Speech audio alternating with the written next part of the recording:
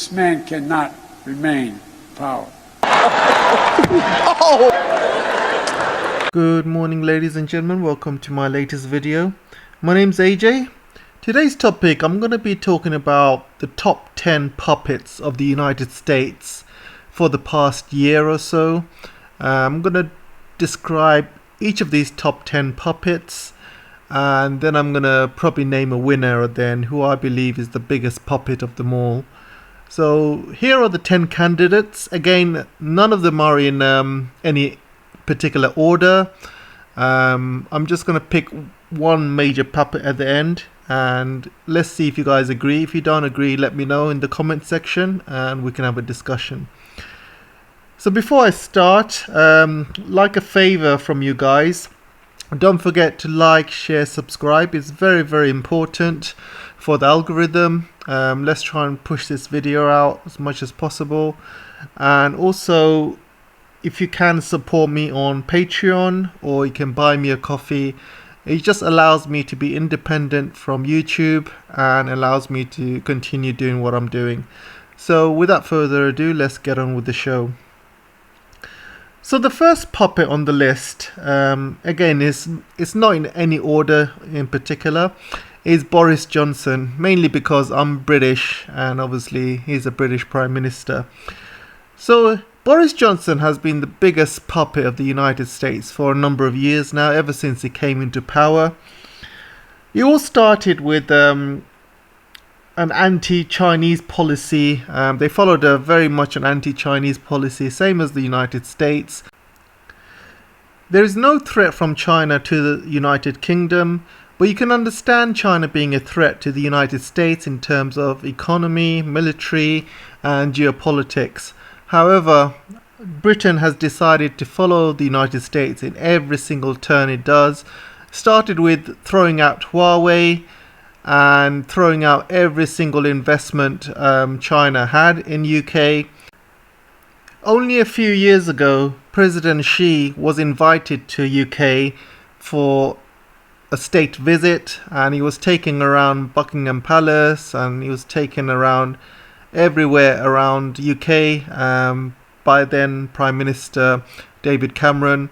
So things were on the up between China and Britain. The relationships were going up, and after that time there was a huge flood of Chinese investments coming into UK, loads of Chinese students as well, and loads of technology like Huawei started coming in. And then Trump started this trade war, and Trump called Boris Johnson at the time and said, you know what, you need to kick out Huawei.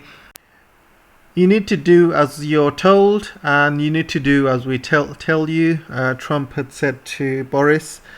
And Boris had listened to Trump at the time, kicked out Huawei, despite them having no security issues. There was an independent panel checking out Huawei equipment and found no security leaks or issues. So ever since then, there's been a huge anti-Chinese sentiment, and Britain has pretty much followed whatever Americans have told them to, whatever America wanted. And it carried on to Biden, and every single newspaper in Britain was anti-Chinese. There was a lot of anti-Chinese violence going on towards Chinese people or Asian people in general. And it continued. Whatever America wanted, Britain had followed, whether it's part of the human rights issues or whether it's part of the Olympics. When America boycotted it, Britain followed as well. So in general, Boris pretty much did everything that America wanted him to do. He's not one point he said no. He pretty much was a major puppet. He sucked up to them pretty hard, at the detriment to Britain's own economy, because China stopped investing in Britain and started moving its companies out of Britain, and Britain was making no trade deals with China, especially when China is Britain's biggest trade partner. So completely shot themselves in the foot just to please the Americans. And it has continued with Russia as well. wherever Biden wanted Boris to do when it comes to Russia, when it comes to sanctions, Britain has pretty much followed. When it comes to people like Assange, Britain would completely throw away its own rule of law and go along with whatever America wanted, especially when it comes to extraditing Assange to America. And it's a shame, really. Britain has lost its identity, it's lost its sovereignty. By leaving Brexit, Britain has left itself very much open, and it's not global Britain. It's become pretty much a puppet state of America. And I don't know why, because Britain is not getting anything in return from America. They're not getting any free trade deals, for example. When it comes to extraditions, Assange can be extradited to America, but when American murderers murdered people in UK, they can't be extradited back to the UK. So it's only one-way thing, one-way friendship, and whatever America wants, Britain does as a good little puppy. So it's a shame, really. So this is why Boris is a major puppet. He himself is destroying the UK economy because he's such a puppet, and he's lost Britain's respect around the world. At the time when America went into the Vietnam War, a lot of British people were proud that Britain didn't follow America to the Vietnam War.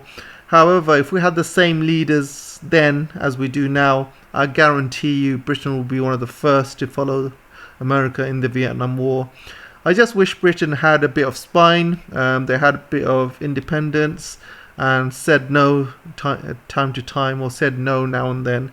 They have completely followed America down the wrong path and completely shot themselves in the foot. And it's a real shame.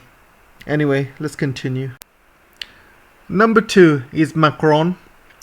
So Macron has been also a major puppet towards the United States. He has followed the United States through thick and thin, pretty much followed every single sanctions to Russia, followed America's policies towards China as well. So again, Macron is a very, very weak French president. He has no spine whatsoever. He has even allowed America to backstab France a number of times, cost France hundreds of billions of dollars. I'm talking about AUKUS. So an AUKUS deal was agreed between America, Britain and Australia behind France's back, and America and Britain had offered Australia some nuclear submarines, and they offered this deal behind France's back, and in return Australia cut the the submarine deal they had already with France, and France has lost hundreds of billions of dollars because of it. And any other leader would not stand up to that kind of behavior from the West, from Americans. And Macron just took out the ambassadors once, and then a couple of days later put the ambassadors back into America, and that's all he did. And that's it. A few days later, they were back to best buddies with America again, best buddies with Biden. You can see him in the G7 meetings and NATO meetings. He's buddying with Biden, cozying up to him, like nothing had ever happened. If this happened to a stronger French president, they would demand that money they lost with the submarine deal, they would demand that money from the Americans. They would say, look, you cost us $200 billion because you sneaked in, did this deal behind our backs. Friends do not do that to each other. So if you want our support again, you need to pay us back that $200 billion and publicly apologize. None of that happened. And I'm sure if there was a strong French president like Jacques Chirac, for example, who stood up against the Americans with the lies of the Iraq war, if he was in power at the time, he would have done the same thing. He would have said, you know what, pay us that $200 billion that we lost because of you. Otherwise, that's it. We're leaving NATO. We'll start building relationships with China, and that's it. That's the end of us. And and America would have groveled to France. They would have absolutely groveled. They would say, "Oh, we're so sorry. Here's the 200 billion that you lost. You know, we'll do this, we'll do that." He could have got a lot out of America, but he's lost his opportunity. He showed to be a complete puppet, a puppet where you can kick around, and that's it. They're not going to say anything back. They'll just turn around and smile and say, "Please, can you kick me some more, sir?" You know, Macron has shown himself a person with no spine whatsoever. With regards to the sanctions on Russia, again, it's affecting France's economy. He has no clue what he's doing. He's destroying France's economy just to please the Americans. And he's basically being pulled and pushed however the Americans want him to. He's completely fallen into Americans' hands. And it's just a shame, really, because I remember a lot of great French presidents over the time, and they would not allow Americans to, treat them in such manner. And I'm talking about Jacques Chirac. Even Sarkozy, I thought, was a pretty strong president, but who knows. Anyway, let's move on to number 3. The third candidate is Ursula, the EU leader, and she's new in the list. I wouldn't have added her a few months ago, but because of her recent actions and impressions of Monica Lewinsky, I had to put her on the list. She, in the meeting with Biden, the EU meeting that there was, she was cozying up to Biden so much, literally begging him to whisper in her ear, and she was turning around in press conferences in his face and saying, "Oh, the EU loves you so much. We're buying gas from our friends that we trust." She forgets that America doesn't have any friends. They only have interests. And every few seconds she would turn around in Biden's face and look at him and smile. And it is kissing his backside at the highest order. And I just looked at Biden's face and he was smirking. And he was thinking, yes, I got them where I wanted. And I got this B where I wanted as well. So she has completely embarrassed herself. She's done the same treatment with China as well in a recent summit meeting with President Xi. She hijacked that meeting completely, did not talk about what she intended to talk about, which was the China-EU investment deal. Completely hijacked the meeting and started talking about Ukraine. Wanted President Xi to support America and EU on the sanctions, and completely hijacked the meeting and basically embarrassed President Xi as well in the meantime. So she's a complete embarrassment. None of the people have voted for her. Obviously the EU leaders had voted for her. Again, she is not voted by the people, and she herself is destroying the EU economy and all of the member states with her actions. So shame on her, really. Absolute shame on her. Anyway, number 4. Justin Trudeau. Justin Trudeau, what can I say? He's a spoilt little brat. He's in power because of his father's name, Pierre Trudeau. Pierre Trudeau was a great leader.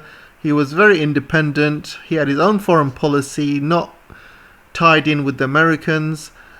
He was the first leader who went to China, built up relationships with China, and there was a great relationship going on with China at the time. And most of the Chinese people who have emigrated from China went to Canada. There is a huge Chinese population in Canada, and he decided to annoy them all with his anti-Chinese policies, and him kidnapping Meng Wanzhou from Huawei with the orders of Trump at the time completely go against international rule of law. And whatever the Americans wanted Trudeau to do, he has pretty much done. And his latest is when it comes to those truckers, and President Biden ordered him to crack down on the truckers, and that's what he did, pretty much following American orders in whichever way he could. And not once he has stood up to his own or stood up to America. He's pretty much done everything America wanted. Whatever America wanted, kick out Huawei, yes sir, whatever you say sir, do this, yes sir, whatever you say sir, place these sanctions on Russia, yes sir, whatever you say sir. and he is a complete puppet. He is an absolute embarrassment, and he is also a major embarrassment to his father. I'm sure his father would be turning in his grave if he saw what his son was doing. So it's such a shame, really, absolute shame, that his son turns out like this. And I just wish Canada had a bit of spine and had a bit of own foreign policy, and they could have been an amazing, amazing country. Except now they've become a vassal state of the United States, and it's a shame, that absolute shame. Anyway, moving on to number 5. Number 5, Chancellor Schultz. So Chancellor Schultz has only been in power a few months, and he has literally destroyed the German economy in a few months' work. He has destroyed all of the good relationship that Germany has built with Russia ever since the Second World War, ever since Russia pulled out of Berlin, broken down the Berlin Wall, and all of the good relationships that Germany has been doing, and all the neutral stance that Germany has been doing with Russia. It was only a few years ago they agreed to have a Nord Stream 2 pipeline that goes from Russia to Germany. The plan was to, get Russia and Germany more friendlier with each other. Trust was growing, and everything was good. And until this guy Schultz comes in, becomes a complete puppet of the United States and destroys everything. In a recent press conference, he was standing next to Biden, and Biden said he's gonna shut down Nord Stream 2. Biden had nothing to do with Nord Stream 2. He's not even a leader of Germany. And Schultz just sat there listening to his master and didn't say anything. I just thought that was complete poodle behavior. Almost like getting slapped in front of the whole of German public and not saying anything. Absolute embarrassment. And Schultz is escalating things with Russia. Germany is not a neutral country now anymore, and he is escalating things, sending military parts to Ukraine on the orders of his master, pushing for sanctions, one of the first to be pushing for sanctions against Russia. And he's pushing Russia so much that I wouldn't be surprised if Russia just turns around and just cuts off the gas to Germany, and German industry then suffers and goes into heavy recession, which I don't see them ever coming out of. So he single-handedly has destroyed the German economy. He doesn't know anything about the German business. Him and his Green Party, they're all about the environment and all about politics. They have no business sense whatsoever. And I'm afraid that, the great country which was Germany, with its great industries, great cars, great engineering, is coming to an end all because of this guy. And it's a shame, really. Number 6, Bolsonaro. So I've put Bolsonaro in the list because he was one of the biggest puppets of Trump I have ever seen. When Trump came into power, Bolsonaro thought he was the Brazilian version of Trump, and he was completely sucking up to Trump, kissing his bum, and whatever Trump wanted him to do, he did. When it came to Trump's anti-Chinese policy, Bolsonaro gladly followed suit with no questions asked whatsoever, to the detriment of the Brazilian economy. And what's worse, during the pandemic, America had stopped exporting their vaccines to the rest of the world because they wanted to vaccinate the Americans first. So it led Brazil in a really tight spot because they didn't have any vaccines secured from any parts of the world, and especially from China. While the Chinese were sending out their vaccines to the rest of the world, Brazil could not do that. And as a result, so many Brazilians had died. And we're talking about 650,000 Brazilians who had died because of his anti-Chinese policies. And it is the second highest in the world, behind America, who have reached about 980,000 deaths or something. So Because of Bolsonaro's anti-Chinese policies, he could not get any vaccines secured from China. And by the time China did try and help, it was already too late. So many had died previously. Bolsonaro has quietened down his anti-Chinese rhetoric recently. However, the damage was done, and 650,000 Brazilians have died because of his actions. Number 7, Scott Morrison. So where do I start with Scott Morrison? There was a time when Chinese and Australians were getting along very, very well. They had a great relationship. China was Australia's biggest trading partner and vice versa. And Australia was one of the few countries that had a trade surplus with China, which means they were selling more to China than China was selling to Australia. And this was because Australia had a lot of raw materials that China required, like iron ore, coal, and plenty of other raw materials, gas as well. And there was great business going on between Australia and China. China was sending loads of Chinese students to Australia. Australia was selling wheat, barley, wine, lobsters. So many great businesses were booming because of all the Chinese business they were having. Then Morrison came in and started opening his mouth. Trump started this anti-Chinese trade war, and Morrison pretty much followed straight after. He started talking about pushing for inquiries into COVID. He was completely anti-Chinese with his rhetoric, kicked out Huawei, did everything that Trump wanted, plus much, much more. He was lobbying other countries to also kick out Huawei as well and be very anti-Chinese. He's joined the AUKUS, he's joined the Quad.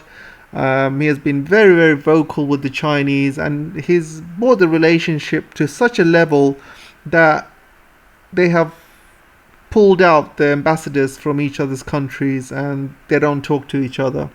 So it's become very, very bad, the relationship. And as a result, China has been having a trade war with Australia. They have stopped buying all goods from Australia apart from iron ore. They have stopped with coal. They have stopped with oil, gas, barley, wine, lobsters. They have placed trade embargoes on every single product apart from iron ore because China needs iron ore. They can't really get that from anywhere else at the moment. So the relationship has completely soured, all down to Morrison. And recently Australian dollars has started going down in value. Australian economy has not been doing very well. At the time when things were good with China, Australian economy was booming. So again, Morrison has pretty much destroyed the Australian economy, followed America through thick and thin, followed Trump, following Biden, and he himself is not thinking about the Australian people and doing all this rhetoric just because he wants to be a good puppet. And it's a shame, really, because I do love Australian people. I find them good personalities, very funny, good sense of humour. But Morrison is completely destroying their own economy, and I'm just a bit disappointed, to be honest. And there's also a lot of anti-Chinese rhetoric going on in Australia. A lot of news sites posting anti-Chinese stuff. A lot of Chinese people getting beaten up in Australia, which is a shame, really, because of all of this. So Morrison is definitely in the top 10, and he is one of the candidates to be one of the biggest puppets. So let's move on. So number 8, we got Zelensky from Ukraine, and he is a big puppet. And where do I start? I mean, this guy is a paid movie star. And even Sean Penn had said that Zelensky needs to win an Oscar for his performance.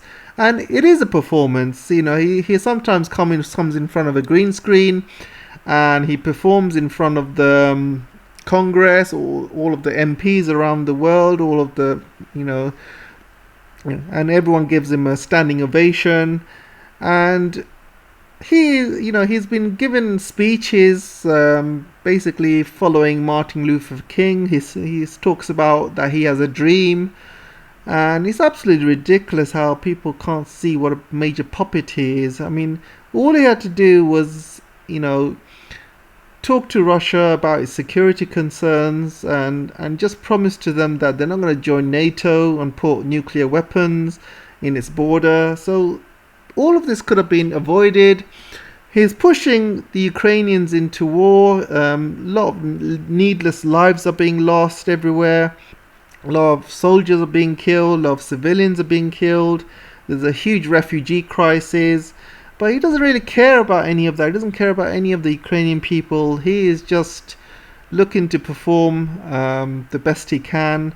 His boss is probably Victoria Nuland, telling him what to do. And it's a shame, really. It's a shame how he's been used and manipulated in this way. He's also a Jew, and everybody knows there is a huge neo-Nazi problem in Ukraine.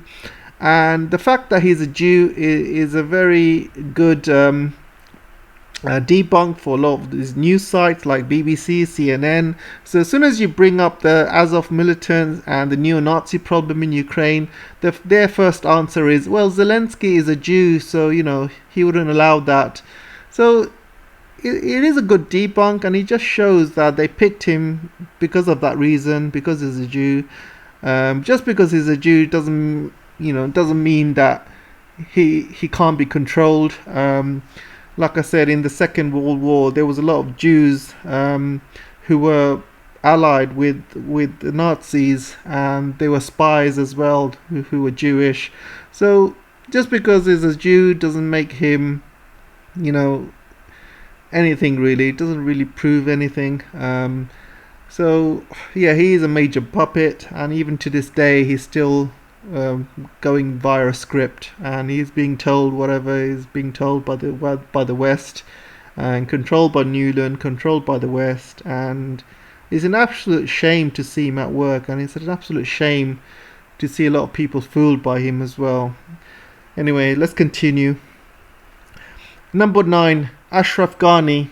So I've put Ashraf Ghani in there. I know he's not the leader of Afghanistan, but this list is basically a list of puppets for the past year or so. And at the time he was the leader, a year ago he was still the leader of Afghanistan. So he was a major puppet of the United States. He didn't care about the Afghani people. He was siphoning off a lot of the cash that was due for the Afghans, and he was basically sending it abroad, sending it to his mates. And the day the Taliban took over, there's eyewitness accounts of him putting a lot of money into 3 trucks and then running off to a helicopter, and he was trying to fit all of that money into a helicopter. He had to leave a lot behind because of the weight, and he couldn't fit any more in, so he had to leave a lot of the money behind, but he still took a considerable sum away with him. And he was a major puppet that was being used by the Americans, and there's no question about it. I mean, the fact that he's literally stolen all of the wealth of Afghanistan for himself and his friends and his family, and it just goes to show all of that money that was meant for the Afghan people didn't really get to the Afghan people. And what makes this worse is America had frozen the central bank of Afghanistan of their money, and so all of that money is not even going to humanitarian reasons. It's not even going to anybody in Afghanistan. So they've stolen that money over the years, and they've pretty much hung up the Afghans up to dry. So it's a shame, really, absolute shame. Number 10, I've got to go with Gitanas Nausėda. He's the Lithuanian leader at the moment, and he is a major puppet.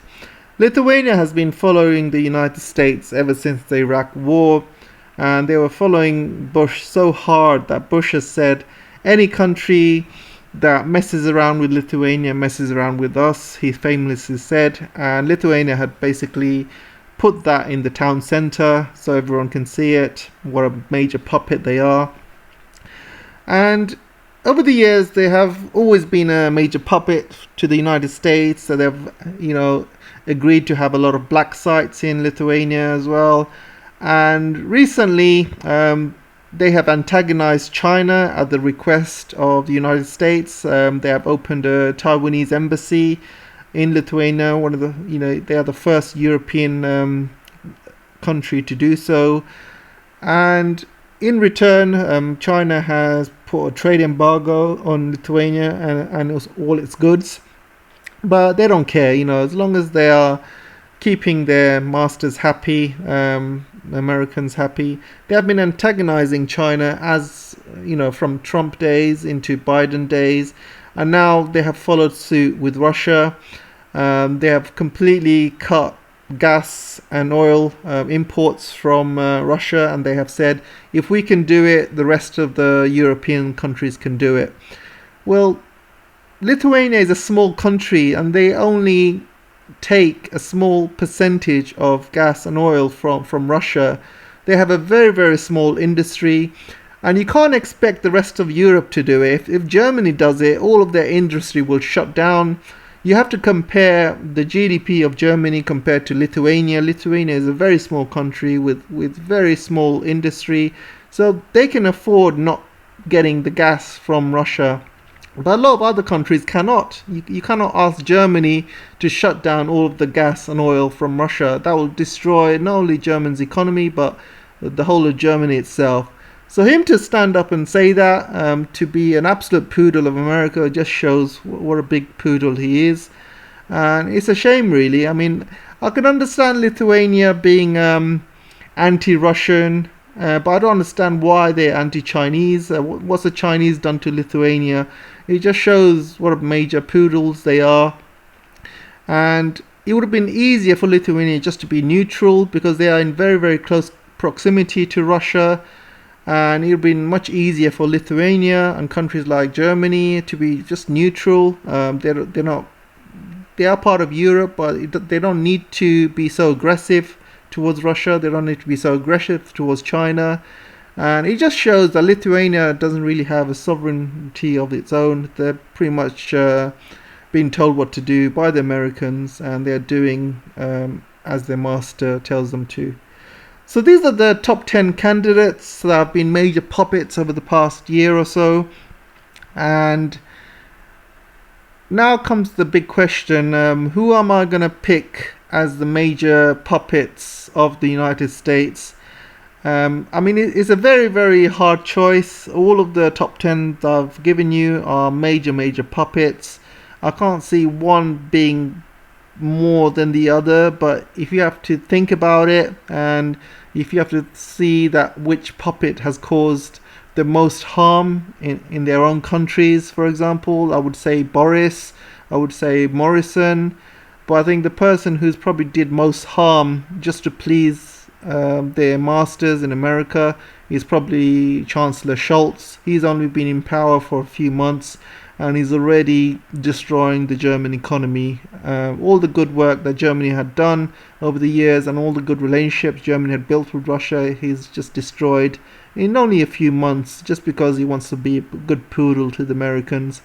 So I would probably say Chancellor Schultz as number one puppet, followed very closely by Boris Johnson and Scott Morrison.